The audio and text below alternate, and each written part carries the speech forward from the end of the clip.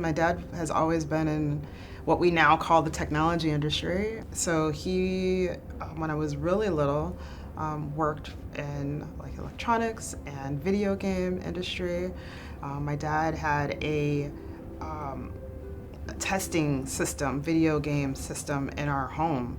And if you imagine second grade year old me changing out the motherboards to change the game, so you pull it out and knew how to use canned air to clean it, and that was just a normal part of our upbringing to be so ingrained in tech, hardware specifically. I feel like I learned a lot by watching my parents and how they operated. We were never hungry.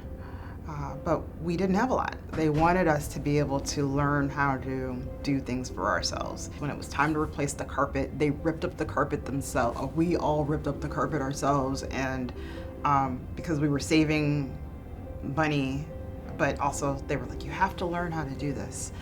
And the lesson that I took from that, or in addition to obviously learning how to do all of the things, was I was like, I have to make enough money to not have to do this ever again. I'm going to pay someone to paint, I'm going to pay someone to replace the carpet. How much money do I need that I don't ever have to do this again?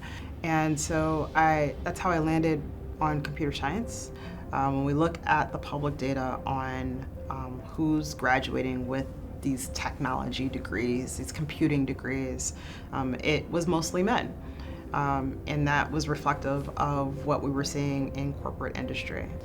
Black, Latina, and Native American women were the least represented. And we used the acronym BLNA. BLNA women were 4% of the graduating population in 2016.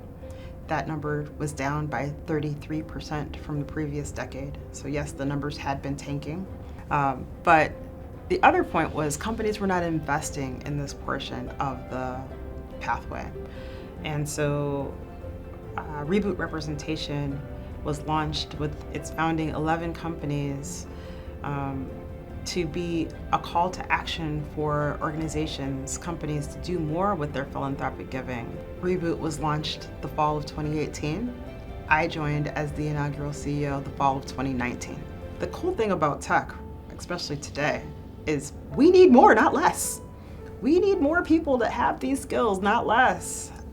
If we want America and this country to be competitive in the world with regards to innovations and advancements, we need more homegrown talent, not less. So why would we not want to tap everybody? And so again, leveraging data, there are some foundational building blocks of things that we know that work to support our target population and community. So we focused on pathways. We focused on bridge builders as compared to gatekeepers. We focused on wraparound supports and services. We focused on community. Reboot launched with a very aggressive mission to double the number of Black, Latina, and Native American women graduating with computing baccalaureate degrees by 2025. I don't even know if I believed it myself that we would be able to make such change happen and so quickly. And I'm not one that fails at things. I don't fail at things. So we're gonna work hard at this. And we accomplished our founding mission 2 years ahead of schedule. We doubled the number of Black, Latina, and Native American women graduating with computing degrees from the numbers from 2016 doubled by 2023. We did that through collective impact and collective power and collective work.